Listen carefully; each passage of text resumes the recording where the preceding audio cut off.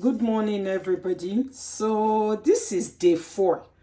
Our ogi is ready to be made and drunk today. So, it's from today that I like to start drinking the ogi. You can see that the water is separated. There's very little bubble on top, very little. And when you bring it to start stirring, you can actually perceive the probiotic smell. So probiotics, that's fermentation. Some people love to drink yogurt, and some of us love to drink ogi because the probiotics are there. You can see when you bring it up, you can actually see the ogi there on top. You can see this is different. The clump is actually clumping now. Before, it would just come up very little clumps, but now that I put the wooden spoon in there, I could actually bring out a huge clump of ogi.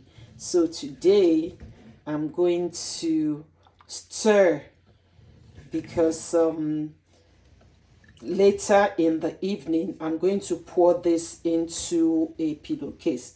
I have a dedicated pillowcase which I use to sieve the ogi. Not really sieve, but just to separate the water from the actual ogi so that I won't have to so that it will look more closely like what we buy on the streets in Lagos, because you can take this ogi and make it and drink, but for storage it's much easier, and storage spacing to pour this into a pillowcase so that the water can easily separate. And then I will make some balls. I will make ogi balls because we don't have leaves here. In the olden days, we used to use leaves for portioning the ogi for sale, but with modernization, it was with the modern age that people started using nylon, and the ogi stayed better without spoiling in leaves because it could still continue to breathe, right? But in the nylon is not a breathable material. So that is why when ogi is inside nylon, if you don't take care of it and make sure that all the water has dried out, then it will start to spoil. And now that I'm stirring this, I can actually drink once the ogi separates from the water. This is the time when I can drink the ogi water because the fermentation is really complete. So instead of buying probiotics, yogurt, you don't know what has gone into it. Your ogi water, Yomi-Odedeyi, is actually healthier because you know exactly what has gone into this. This has only 2 ingredients: your corn flour and also water. The probiotics, you don't know what the manufacturers of those yogurt have added to make it stable, but this one you don't need any stability except that it is healthier, right?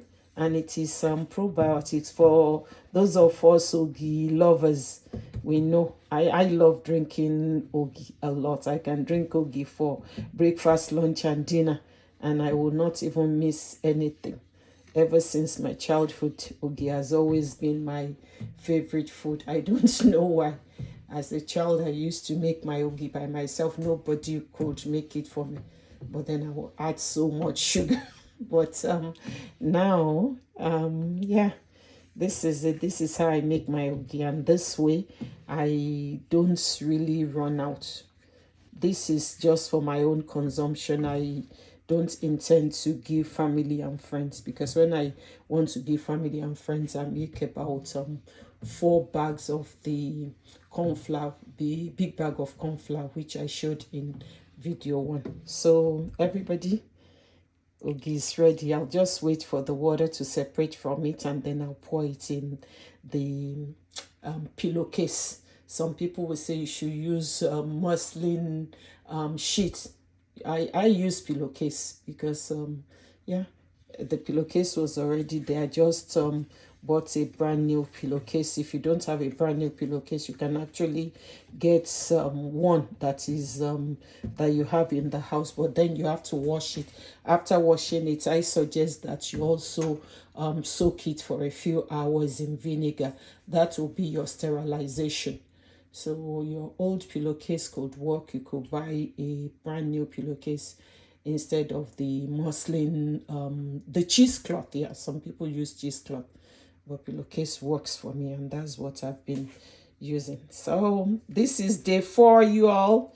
Ogi is ready to be poured. I can actually pour it into the pillowcase right now, but I have a dental appointment, so I don't have time for that. So it's later when I've come back from the dentist that I will pour it into the pillowcase. Or maybe I should just do it before I go, so that by the time I come back from the dentist, I'll be able to portion it into the Ziploc bags and freeze.